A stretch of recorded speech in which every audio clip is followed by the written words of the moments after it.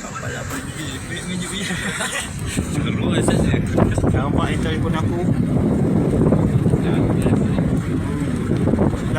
Lagi dekat dengan sayap, Lalu bawahnya. Nah, laju dah.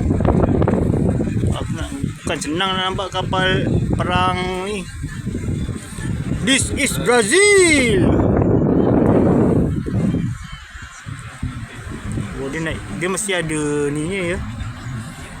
Ada dia punya kapal perangnya kan. Macam kata sebutan.